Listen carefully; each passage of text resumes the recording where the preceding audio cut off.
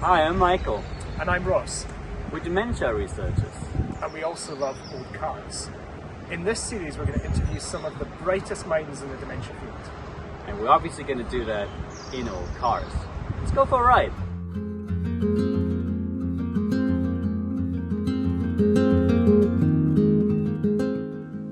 Our guest today comes from Gothenburg in Sweden, known mostly for safe and boxy station wagons. But our guest had a couple of pretty unconventional and fun cars, which makes him a proper petrolhead. Kaj Blennow is professor and chair of neurochemistry at the University of Gothenburg, and he has pioneered the development of methods to diagnose neurodegenerative disorders such as Alzheimer's disease using biofluids. Of course, we couldn't drive him around in a Volvo, not that there's anything wrong with those, so we got him one of his dream cars. Wow.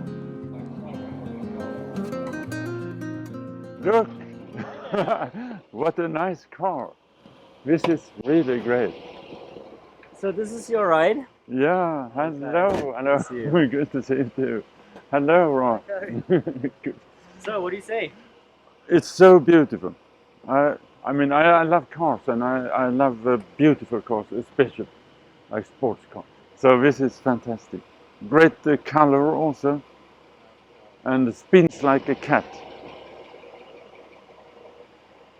So why did you pick this car? It has been one of my favorites since long, because of actually the shape. I like how it's formed. Well, can we go for a ride? Yeah, let's take you around London. Okay, nice.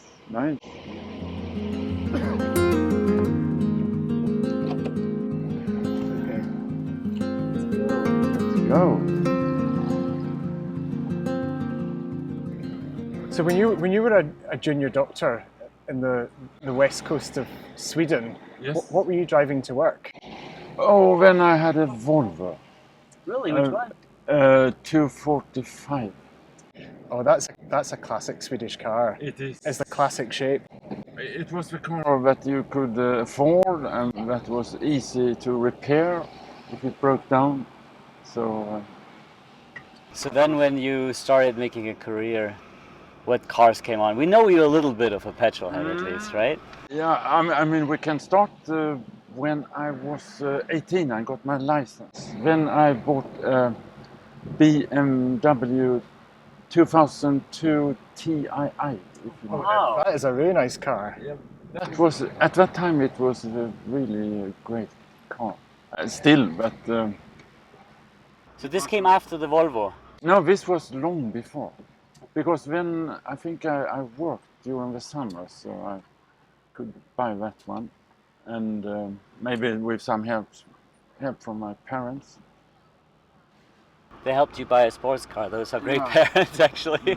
But then it was a number of years when I didn't have a car, so I went with bike to work, and then I decided to buy a more cool car. So then I bought a Ford Mustang. It was a 5.0 GT. That was also.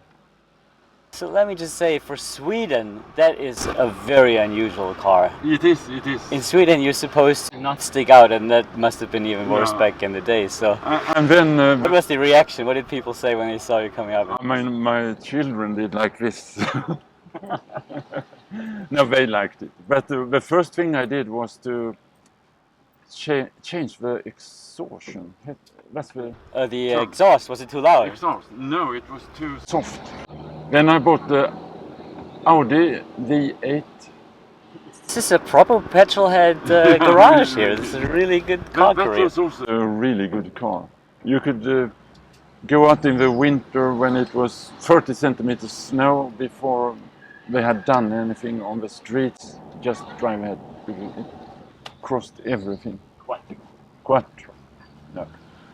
And after that, it has been BMWs. So. I think when I got to know you, you were driving an M6. Yes, that was the last before I changed to electric. Oh, they got you too. Yeah. So now I have a Mercedes electric But you come from a car family, don't you? You were telling me about your dad. Yeah, my dad, he was first a car, how do you say? A petrol head? Mechanic, A car mechanic, oh. mechanic, car mechanic. And then he changed to airplane mechanic. So he knew how to repair cars, and he had an interest with buying old cars and doing them in perfect shape. We could need a guy like that. Yeah, and I mean he spent 3-4 years on a car to get it in really top shape. And then in Mölndal, you moved to Gothenburg when you started working on Alzheimer's, right? So that was the Mustang time. That basically coincides with starting in Alzheimer's. Yeah, but from the start, I started with psychiatry. So that was a little bit by chance. It was a job I got. I wanted to do research, and so I was actually starting. The plan was to start in internal medicine, to do cardiology or something like this. But then I didn't, in the end, get the job. Oh. So they helped me to get a position in psychiatry, just temporarily. And then I met the professor there was Kaj Blennow. And He's somewhat of the godfather. Yeah, he's actually the CSF godfather, together with the professor at the lab, who was Lars Wennerholm. So they worked together on, at that time it was only neurotransmitters we could do, and some lipids, gangliosides in CSF. And they got me interested in continuing to do a thesis. So my thesis was on heterogeneity of Alzheimer's disease, based on, in principle, symptoms. Because we used the NIN-CDS ADRJ criteria, and then it was clear that the younger patients, not familiar cases, but younger patients who was maybe 57 or 62 or so, they had a very distinct disease with memory problems, with aphasia, agnosia, apraxia, these spatial disturbances. But elderly patients, they had, of course, memory problems, but then they had more general low-grade confusion.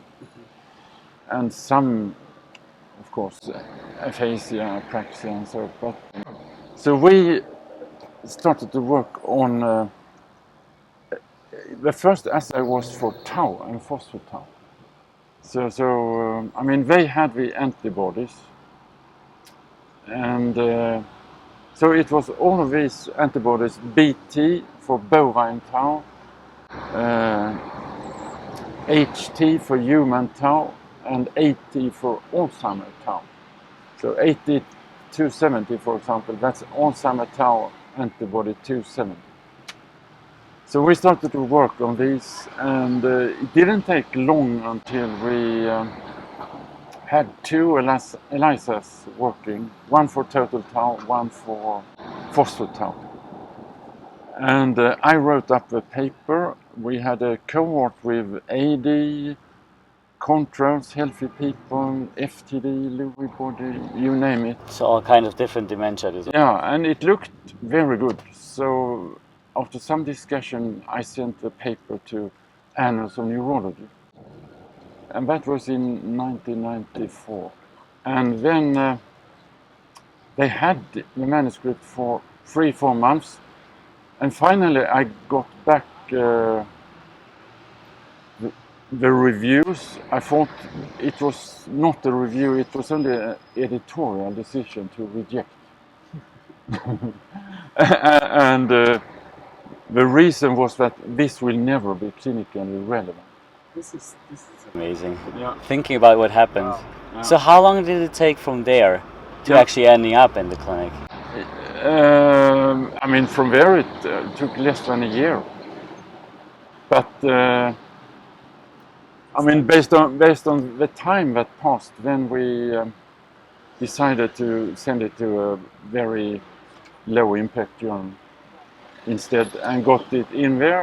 And at the same time, Athena Neuroscience, they published a paper on total tau and A beta 42 in CSF. So, and that was the startup actually. So this all, obviously, if you want to measure something in the cerebrospinal fluid, you need to do a lumbar puncture. Yes, correct. And what was the reaction? Were there cultural differences? Did different countries react differently to saying, so now if you want to have a test that can help you diagnose Alzheimer's disease, for example, you have to get a lumbar puncture. Did different countries react differently? Definitely, yes. First of all, there was maybe not so good reasons to get the test, because I mean there was no treatment. We didn't even have acetylcholine esterase inhibitors at that time, so it was in principle only to get an explanation for the symptoms. But then to make a lumbar puncture, that was not so complicated in Sweden. If you compare, for example, to United States, it was much more difficult to get acceptance to do it. But It took a while also for your research then to take off there, maybe for those reasons, right? correct. So you have been telling people all this time that lumbar puncture is a harmless procedure, they shouldn't worry. Did you ever have one? Absolutely. So, so I mean, we had elderly controls, and then we had often the relatives. And I made one study on patients admitted for surgery also, so knee and hip surgery, for example, that they do spinal anesthesia. So then we could tap out like 10 milliliters of CSF before they inject the anesthetics. But then we needed young controls. And at that time, I think I was 28, something like that, so young you could say. And I started a study on young people with CSF taps, and so I had to volunteer, of course, myself, because otherwise it wouldn't have been easy to convince the participants to do it. So how was it? It was actually a disaster. Did they get CSF? Yeah, no, I mean, one of the doctors in the clinic did it, and that was okay. And then the day after, I had so much headache, really terrible. So I had to stay at home from work that day, and I had maybe 2 days of headache. And So I guess this is a recognized side effect of lumbar puncture, particularly in younger people. it is, so it's much more common in young people, and it's not that common still, maybe 10% in young people compared to, I would say, 2, 3, 4 in elderly. Often it's mild, sometimes it's more severe, so I think I got the severe form. But still, one thing is that only 1 or 2 months later I had to go to the dentist, and he would take out the inner teeth, and he struggled quite a lot with that, and I remember I sat and I was very tense in the chair, so really fighting against him. And the day after that I had the same headache as I had after the lumbar puncture, actually. Interesting. Yeah, it is, because I mean, you don't really know what's the cause of a post-lumbar puncture headache. Is it that the CSF is leaking? Yes, probably. I mean, probably that's the case in at least quite a number of cases, but it could also be a tension headache because you're a bit tense and That's interesting, but that disappears usually after a day or two. yes. But back then, so now you're one of the leading figures in the world when it comes to measuring the biomarkers that you could measure back then in the CSF in blood, which has obviously been Correct. one of the absolutely dominating topics of the past 2 or 3 years. But did you already back then think, maybe one day? Yes. Now that we do have great blood tests for Alzheimer's, where do we go next? Do you think we'll be able to measure these proteins in saliva, in urine? I don't think so, because it has been tested, and I do think that the blood test is so easy to do. I mean, to take the blood, and you can do it in primary care, and you can do it in principle very easily. So I don't think there's a need for even more simple tests. I mean, it could be to get just a capillary stitch in your finger, maybe, but I think it's quite a revolution that it works in blood to measure brain proteins, and that it works so well that you can, in principle, diagnose AD using blood tests. Yeah, it's amazing when you think about it. So when you were seeing these patients back in the 80s and 90s with these unusual forms of dementia, and you knew something, you knew there would be some biological signature. Did you, I mean, you started looking at in CSF, did you imagine that it would be possible in blood? No, not really, no. Yeah, it's an incredible achievement. So now that it's possible to do that in blood, how long do you think until it's routine in the clinical? I don't think it will take long at all, because the companies who is producing, for example, the fully automated tests of a large lab analyzer, they put in all efforts. So the biomarker field seems to be years ahead of the treatment field. It's still mostly symptomatic treatment. You think not years? You think you're closer? No, I'm not sure, because I mean, this autumn in September we will have readouts from 2 or 3 trials with very promising anti-amyloid antibodies, and I hope and I do believe that at least some of them will be positive. And then we have a first disease-modifying drug also in Europe, and that would be fantastic for the patients, of course. It seems like then we are close both to having a widely available, scalable tool to diagnose Alzheimer's disease early. We might have actually working treatment soon. So what are the missing bits? I think it's exactly how we should use the biomarkers. So I'm not fully convinced we can use it to diagnose AD. I think we can use it to screen for AD, to get the first indication that something is wrong, that there is tau pathology or brain amyloidosis, and that this patient could be admitted to the specialist clinic for further evaluations, further examinations. So you foresee a system where someone can be, or the population will be screened for early signs? Yeah, hopefully in the future, but I think that is a number of years ahead. But also, I mean, screening patients with early symptoms. That could be an important application of the blood biomarkers. And then diagnosing patients for the CSF biomarkers. Kai, you said earlier that you see blood biomarkers being used for screening patients who develop symptoms. Can you envisage a scenario where we start screening patients with blood biomarkers when they reach their 50th birthday? Absolutely, yes.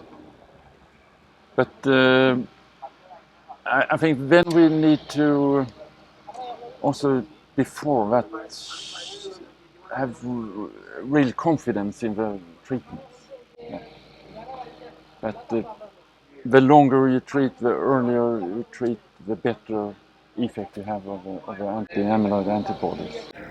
Yeah, so you were kind enough to tell us about your failures, Kai, about not getting your cardiology job and having your paper that you submitted to Annals, which turned out to be a groundbreaking finding, rejected by the editor. So were these experiences helpful to you longer term in terms of personal resilience? I mean, they were helpful in a way, but I think we always struggle with the same thing. And even when we worked on the first Simoa assay for phospho-tau in blood, so we had everything ready much earlier than it was published. And then you have to think about where to submit these results. So to which journal? Yeah, I mean, the risk is that if you aim too high, then the risk is that time passes month after month, and then in the end it's rejected. The alternative is that you aim too low, and then it's accepted, but in a journal that you're not very happy with. So that's a balance that you have to try to consider in some way. And what do you do when you're not in the lab, Kai? Then I relax. I think actually one thing you should do is just to relax, to do nothing. Absolutely nothing. Yeah. So, but I do many things also. But just to sit down and enjoy just being, that's important, I think. Also, like micro pauses, micro breaks. 5 minutes doing nothing, that's important, I think. Even having a short nap. But then I do horse riding. That's right. You have a horse, right? Yeah, we have a horse. So we have had horses for more than 10 years now, and now we have one. We have had 3. That was a bit too much. 2 is okay, but then you have to work a little bit less maybe. 1 is fine. So cars, horses, and I've seen you play the piano. Piano I do, but that is only when I'm by myself. Oh, really? Yeah, so you said to me that your dad restored a Mercedes 180 from the 1940s. Yes. Have you got any plans to take on such an ambitious project? No, I don't think I can do it myself, at least. So I don't have that talent. I don't think so. You're a wise man. So, should we get some coffee? Yeah, let's do that. That would be nice.